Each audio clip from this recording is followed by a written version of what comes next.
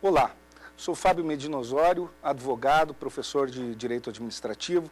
Estamos aqui ministrando um curso sobre improbidade administrativa, Lei 8429 de 1992. E o tema de hoje é teoria da tipicidade na tutela da probidade administrativa.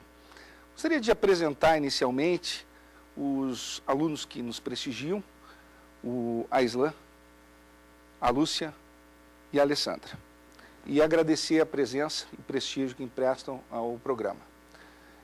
Cumprimentar o telespectador e destacar que dúvidas podem ser posteriormente enviadas para o e-mail saberdireito@stf.jus.br.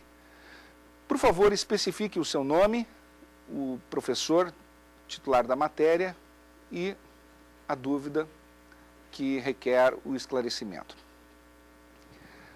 No curso sobre improbidade administrativa, nós inicialmente estabelecemos o conceito do ato de improbidade a partir de um amplo histórico formulado no sentido de resgatar a sua valoração contextual do ponto de vista axiológico na perspectiva de demonstrar que, à luz da sociologia, impróbitas, desde a antiga Roma e passando pelo processo civilizatório como um todo, tem caracterizado duas índoles de ilícitos, sempre denotando principalmente a peculiar gravidade. De um lado, as graves desonestidades funcionais e, de outro, as graves ineficiências funcionais. Também demonstramos pelo histórico desse instituto no direito brasileiro, sobretudo em todas as constituições brasileiras, e no âmbito da Constituição do Império de 1824, na legislação infraconstitucional, a improbidade tem sido tratada como crime de responsabilidade, também revelando o seu alto grau de nocividade e contemplando modalidades dolosas e culposas de transgressões. Assim chegamos à improbidade definida no artigo 37, parágrafo 4º da Constituição Federal e contemplada na Lei 8.429 de 1992. Com esses dois pilares, a improbidade é considerada uma espécie de má gestão pública, ou grave desonestidade funcional, ou grave ineficiência funcional. Disciplinada pelo direito administrativo, a improbidade acaba ganhando a dimensão e a roupagem do regime jurídico do direito administrativo sancionador, que é o veículo que tutela e disciplina tanto a estrutura do ilícito quanto a estrutura das sanções cominadas aos atos ímprobos. Esse regime jurídico é composto por princípios do direito punitivo e a dogmática tem se socorrido dos princípios penais com matizes para o campo do direito administrativo sancionador. Legalidade, tipicidade, culpabilidade, presunção de inocência, proporcionalidade, razoabilidade, são princípios, portanto, estruturantes do direito punitivo, do direito administrativo sancionador e, destarte, do direito sancionador da improbidade administrativa prevista na Lei 8429 de 1992. Agora, pretendemos discutir a teoria do tipo aplicada à espécie da improbidade definida em 3 grandes blocos pelo legislador ordinário. Primeiro, os tipos sancionadores do enriquecimento ilícito. Segundo, os tipos sancionadores da lesão ao erário. Terceiro, os tipos sancionadores das condutas ofensivas aos princípios que presidem a administração pública. Aqui estatuímos os 3 blocos contemplados nos artigos 9º, 10º e 11º da Lei 8429 de 1992. Esses tipos sancionadores, já o dissemos, têm a característica das normas sancionadoras em branco, uma característica central nesse sentido, na medida em que solicitam complementações normativas ou do mesmo nível legal ou por outras competências legislativas dentro da federação ou mesmo através de atos administrativos. Essas complementações é que fornecerão o lastro da segurança jurídica para os tipos sancionadores em espécie. E, portanto, essas normas sancionadoras em branco têm um compromisso inarredável com o princípio do Estado de Direito, cuja segurança jurídica é um dos seus fundamentos mais elementares. E é necessário que as condutas proibidas sejam racionalmente rastreáveis, antecipadamente, nos próprios textos legislativos e nas construções pretorianas que se sucedem a partir do direito legislado. É imperioso referir, no primeiro momento, que todo e qualquer ato de improbidade deve ofender os princípios que presidem a administração pública.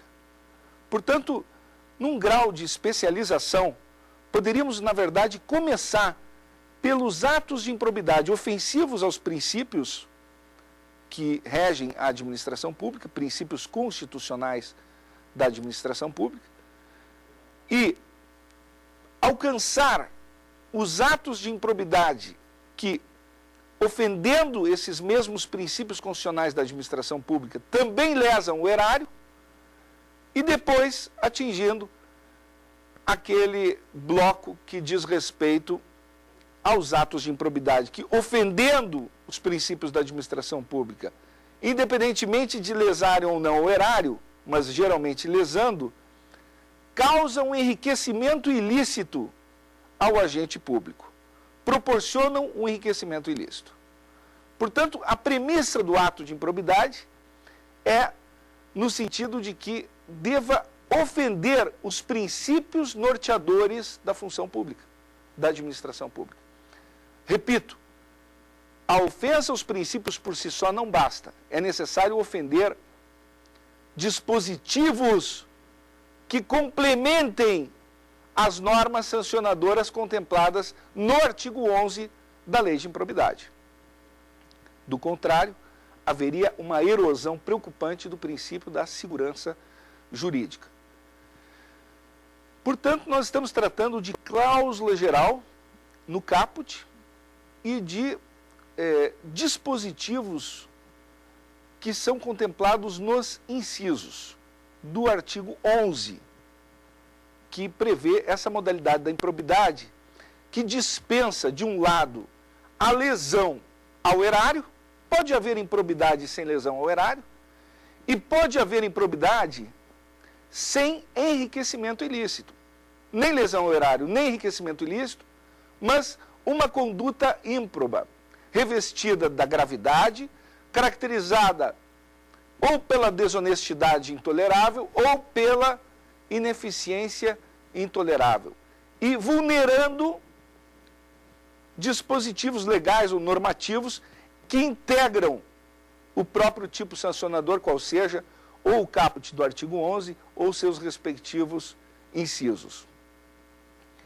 A primeira questão que se põe relacionada à hermenêutica aplicável à matéria e, concretamente, ao alcance do artigo 11, e seja na cabeça do artigo, seja pelos dispositivos, incisos previstos no mesmo diploma legal, diz respeito à possibilidade de modalidade culposa para essa transgressão, contemplada no artigo 11. Já dissemos que é perfeitamente possível o ilícito culposo do ponto de vista da operacionalização conceitual da improbidade administrativa. Não há dúvida. Decorre da ideia de proteção à eficiência administrativa. No entanto, no tocante à interpretação do artigo 11 da Lei de Improbidade Administrativa, é pacífica a jurisprudência dos tribunais superiores no sentido de que descabe cogitar de ilícito culposo, porquanto houve um chamado silêncio eloquente na lei a propósito da culpa,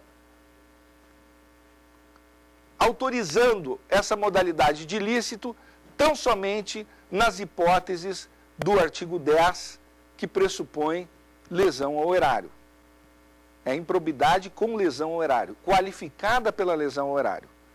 Essa improbidade do artigo 11 seria uma espécie de ilícito de mera conduta que o legislador prevê, porquanto a proteção dos bens jurídicos ou da vigência das normas pressupõe, não raro, a repressão a condutas que sejam formal e materialmente lesivas, ainda que sem repercussão externa palpável, como seria o caso da lesão ao erário, ou do próprio enriquecimento ilícito.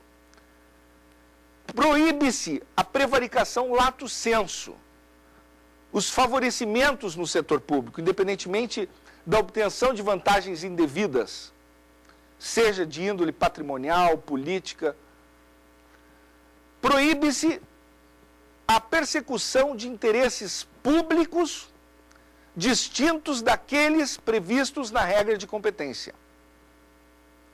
Finalidade pública diversa daquela prevista na regra de competência autoriza o incidir do artigo 11 da Lei 8429 de 92. Proíbe-se a persecução de finalidades privadas no exercício das funções públicas. E com isso, o que se proclama é o princípio republicano. A distinção entre o que é público e o que é privado e a importância de um sistema repressivo em relação às condutas transgressoras que não alcancem nem lesão ao erário, nem enriquecimento ilícito para o seu autor. É também objeto de proibição aqui uma série de comportamentos transgressores que violam as regras e os princípios do direito administrativo que norteiam a função pública.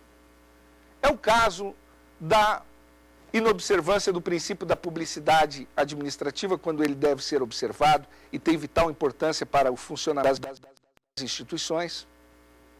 Ou, ainda, da quebra de sigilo que tem ocorrido com tanta frequência no noticiário, o objeto de exame desta situação, inclusive internacional, mas que mostra precisamente a importância da proteção a dados, aos bancos de dados, à privacidade das pessoas e que ocasiona a quebra do sigilo de quem detém informações sigilosas no exercício das suas funções, um ato de improbidade administrativa. É importante recuperar, do ponto de vista da teoria da tipicidade aplicável ao artigo 11 da Lei 8429 de 92, a ideia conforme a qual subjaz ao ato interpretativo a premissa da gravidade, à luz do princípio da proporcionalidade, a premissa da gravidade da transgressão. Ou seja, não é toda e qualquer conduta que, perseguindo o interesse privado em detrimento do interesse público, configurará improbidade administrativa. Não é, portanto, uma relação automática, essa relação estabelecida na tipologia dessas transgressões. Basta notar que existem, inclusive, situações nebulosas, ou pelo menos controvertidas, que suscitam uma reflexão sobre novos conteúdos, inclusive, do princípio republicano. Em que medida autoridades públicas podem, sim, usar uma parcela do patrimônio público para fins privados, quando não haja, proporcionalmente, em primeiro lugar, necessidade de uma resposta estatal. Em segundo lugar, quando haja uma legitimação para tanto, mas não explícita, e sim implícita do sistema. O uso de carros oficiais, em determinados momentos, por autoridades públicas, e que não esteja estritamente no deslocamento para o trabalho e vice-versa, do trabalho para casa, evidentemente que não configura irregularidade alguma. Significa simplesmente uma ferramenta posta à disposição da autoridade pública para facilitar-lhe a vida, agregar-lhe conforto e que ela possa movimentar-se como executivo que é, como agente político que é, dentro de um determinado patamar, com maior rapidez, inclusive com maior eficiência e com maior conforto também.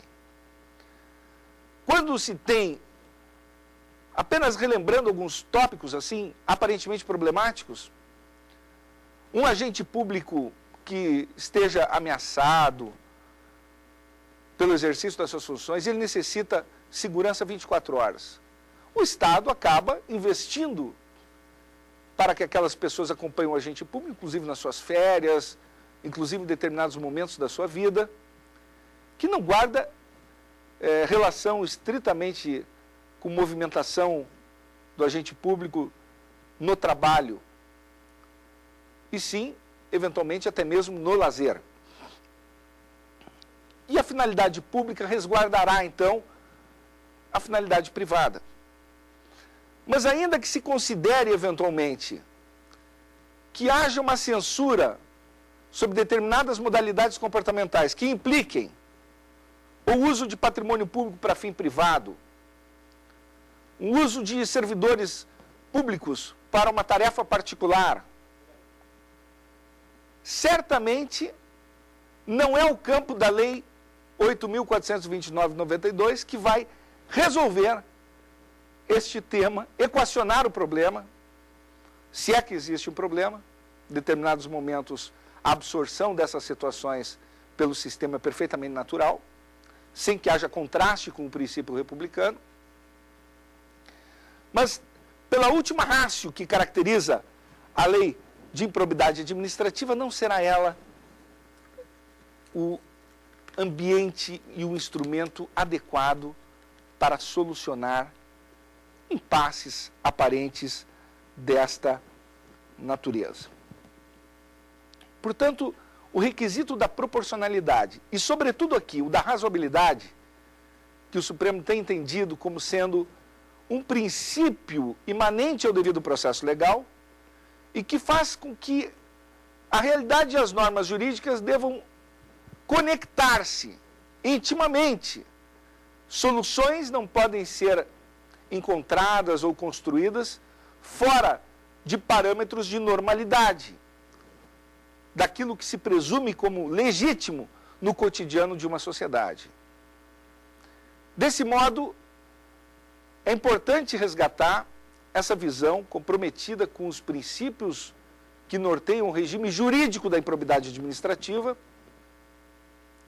para evitar no nascedouro abusos hermenêuticos que conduzam de modo demasiado largo o campo de incidência do próprio artigo 11 da Lei 8429 de 92.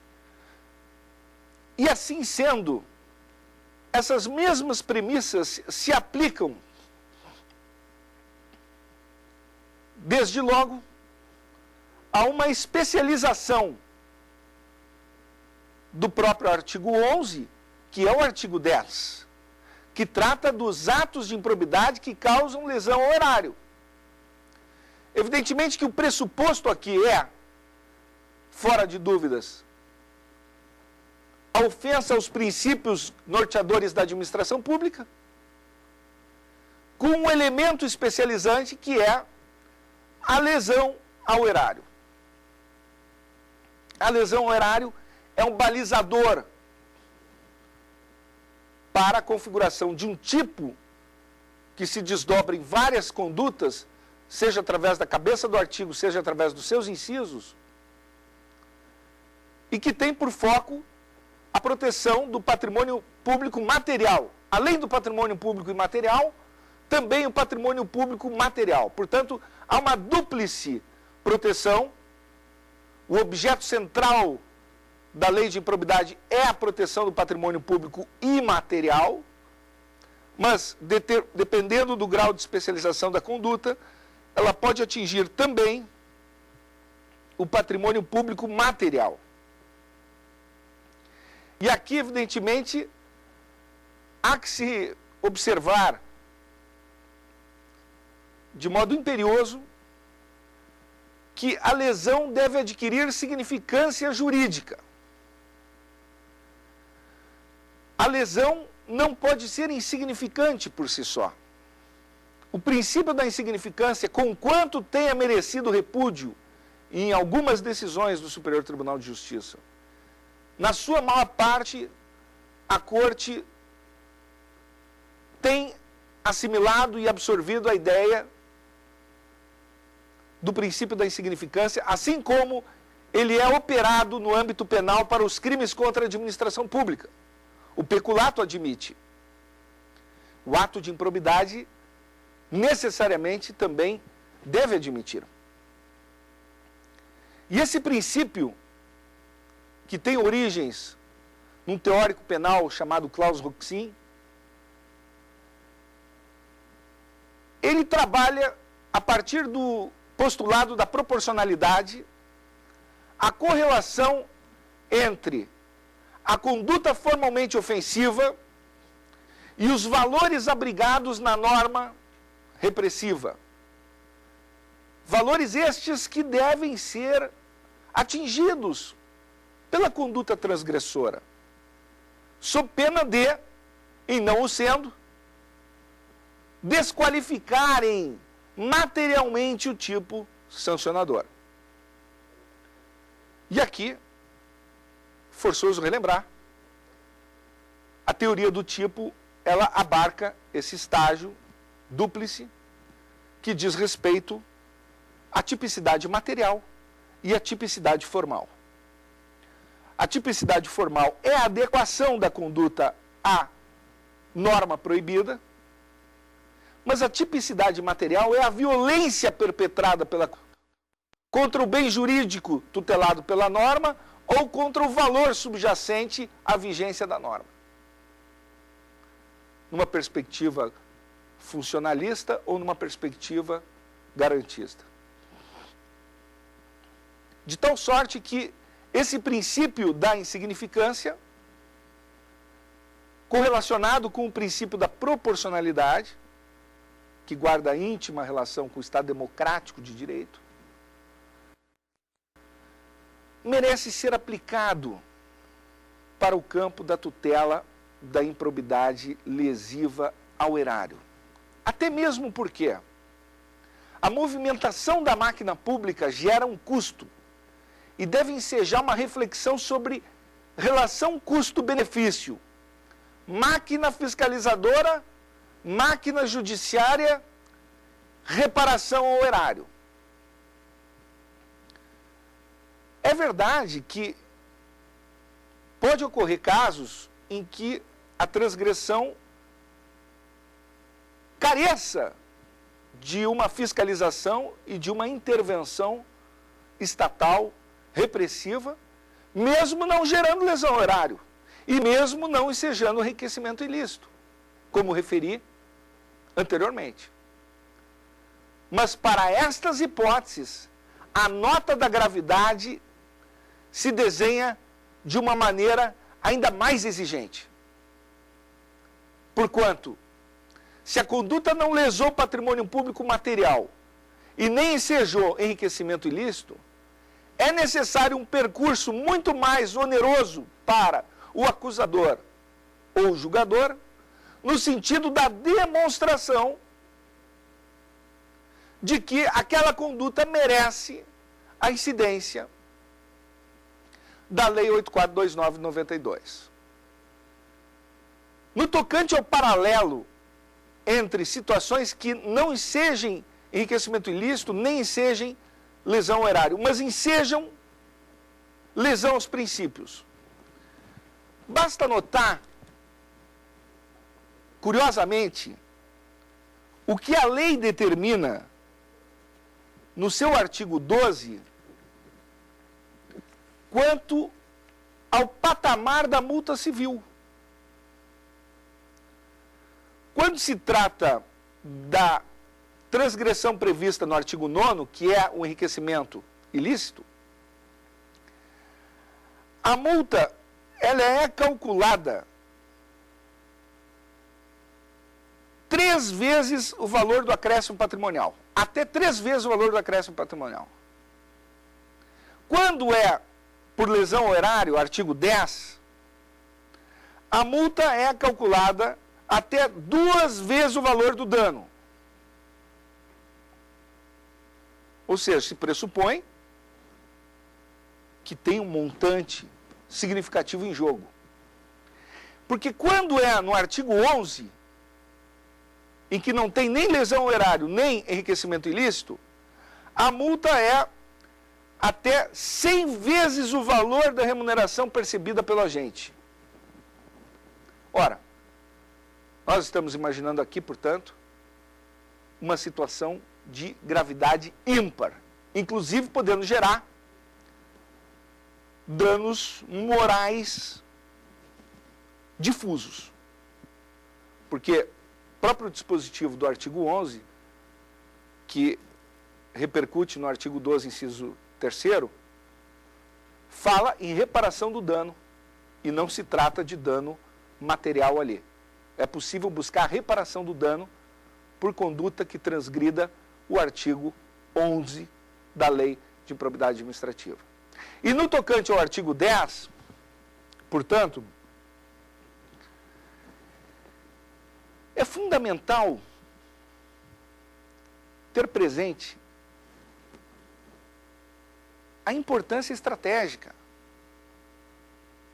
no sentido de que o acusador, o investigador, calcule